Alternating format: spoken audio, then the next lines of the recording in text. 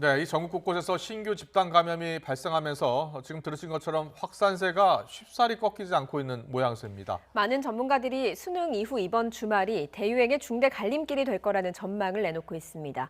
정기석 한림대 감염내과 교수 연결합니다. 교수님 나와 계십니까? 네, 안녕하십니까? 네, 안녕하세요. 이틀째 신규 환자가 500명을 넘어섰어요. 거리두기 강화 효과가 이번 주에 나타날 것이다 이렇게 예상을 했는데요. 아직 확산세가 꺾이지 않고 있는 이유, 가장 큰 이유는 어디에 있습니까? 지난주부터 시작한 거리두기 효과는 지금은 어느 정도 나타나고 있다고 봅니다. 예. 만일 그 거리두기 효과를 강화하지 않았다면 지금보다 훨씬 더 많은 숫자를 우리가 보고 있을 거거든요. 예. 처음에 예상했던 뭐 600명, 700명 이렇게 보는 건데 예, 예. 그 가장 큰 요인은 뭐 많이 지적이 됐지만 이번에는 20, 30대 젊은 층을 중심으로 많이 생기면서 우리가 찾아낸 20, 30대보다 훨씬 더 많은 20, 30대들이 조용한 감염을 일으키고 있는 것이고요.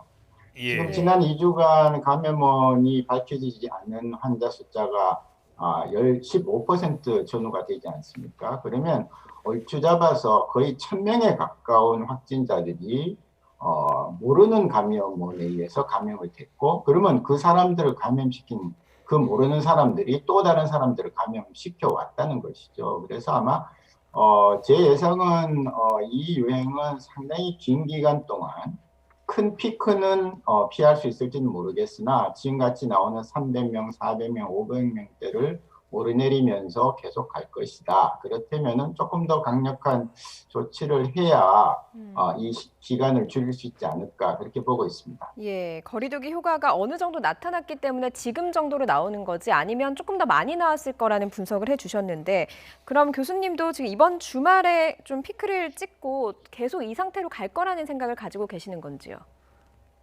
예, 저는 지금 그 어떤 피크를 치는 걸 그렇게 중요치 않다고 보고요. 예, 예. 지금 각 집단 발생하는 숫자들이 그렇게 많지 않습니다. 뭐 예. 간혹 네. 100명이 넘을 때도 있지만 대개 뭐 열 몇 명, 스물 몇 명 이런 식으로 조금씩 모여서 큰 양을 이루는 것이기 때문에 피크가 언제 나올지가 중요한 게 아니라 이와 같은 잔잔한 감염들이 모여서 지금 4, 500명을 이루는 이 숫자가 예. 예. 언제 줄어드는 추세를 보일 거냐가 굉장히 중요한 관건이라고 보고 있습니다. 예. 예. 자, 이 추세대로라면은 당분간 이런 확진자 한 500명 그리고 많게는 좀 더 나올 수도 있겠습니다만 이 정도로 유지될 것이다 이렇게 얘기를 하셨는데 어떻습니까? 의사협회에서는 그래도 거리두기를 조금 더 강화해야 되는 것 아니냐 이런 의견이 나오는데 거기에 대해서는 어떻게 생각하세요? 예, 의사협회가 3단계 추천을 했는데요. 사실 3단계는 저희 경제를 생각할 때는 너무나 과한 조치입니다. 지금까지는. 그래서 예. 아직까지는 그냥 우리가 만든 기준에 맞는, 원칙에 맞는 단계를 가면 어떨까. 그래서 저는 수도권인 경우에는 2.5 단계를 시행을 해서 지금 사실 수도권이 거의 70%, 오늘은 80% 나왔습니다. 그래서 수도권을 잡지 않으면 이 유행을 깔아앉히긴 힘들거든요. 그래서 예. 전국적으로는 지금 1.5 단계 뭐 적절하다고 봅니다. 특히 이제 각 지자체별로 더 높은 데도 있으니까요. 그러나 수도권은 지금 2단계 갖고는 조금 부족하기 때문에 2.5 단계를 심각하게 고려해야 될 때다. 그렇게 보고 있습니다. 예, 지금 수도권은 2단계로는 부족하다라고 말씀을 하셨습니다. 실제로 위중증 환자가 16명 정도가 추가되면서 확진자가 늘고 위중증 환자도 늘어나는 모습을 보이고 있습니다. 병상 부족도 현실화하는 상황인데 지금 교수님 계신 현장 한림대병원 같은 경우는 상황이 어떻습니까? 저희는 사실 그 코로나 1차 담당하는 병원이 아니기 때문에 환자가 많지는 않고요. 그러나 지금 중환자 이제 인공호흡기를 달고 산소 치료한 중환자 2명이 지금 현재 치료를 받고 있는 최근에 들어온 환자들인데요. 한 분은 부천 쪽에서 왔고 한 분은 이제 저희가 속해 있는 경기 서남부에서 왔습니다. 그 얘기는 포천 인근에서 저희한테 올 때까지 많은 대학병원들, 대형 병원들이 있는데 그걸 다 거치고 왔다는 것은 그만큼 지금 중환자실 수급이 만만치 않다는 그런 얘기가 되는 것이거든요. 특히 지금 지적이 됐지만 위중증 환자 증가 속도가 굉장히 빠릅니다. 지난 3일 동안, 단 3일 동안 40명이 늘었어요. 그래서 70명대에서 지금 오늘 117명이 됐는데 만약 이런 추세로 계속 는다면은 뭐 조만간에 수도권부터 중환자 실 수급에 문제가 생길 수밖에 없다 그렇게 보고 있습니다. 예. 백신 이야기 좀 물어보겠습니다. 영국 같은 경우에는 미국 화이자 백신을 승인을 했어요. 그래서 다음 주부터 접종을 시작할 예정이라고 하는데요. 그래도 백신에 대해서 지금 초기고 불안해하는 분들이 많습니다. 안전할까요? 어떻게 보십니까? 지금 백신, 특히 화이자 백신, 모더나 백신, 아스트라제네카 백신의 대상 숫자는 다 합치면 한 10만 명 좀 넘습니다.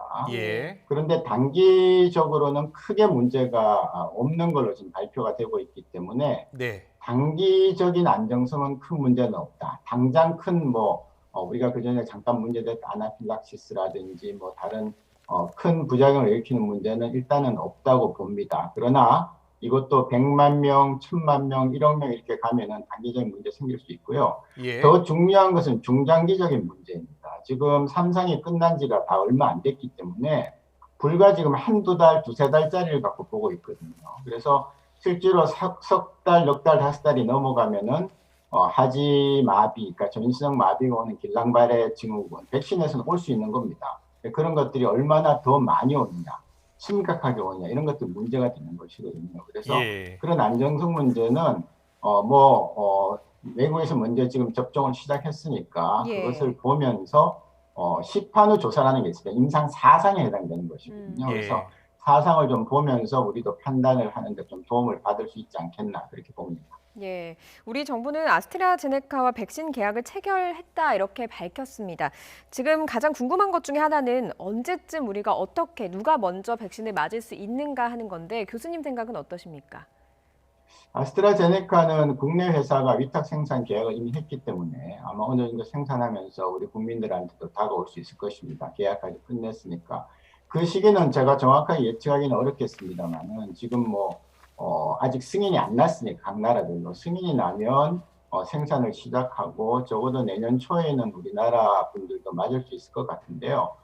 가장 먼저 들어가야 할 대상은 가장 사망률이 높은 그런 대상이 되겠죠. 그래서 요양원, 요양병원에서 입원하고 있는 분들, 또 그 종사자들. 그 다음에는 이제 우리나라 지금 60대, 70대, 80대 순으로 굉장히 많은 사망자가 나오고 있기 때문에 전체적으로는 60세 이상 노령층에 대해서 우선적으로 공급을 하고 물론 이제 거기에는 그 환자들을 돌보는 의료진들도 포함이 돼야 될 것입니다.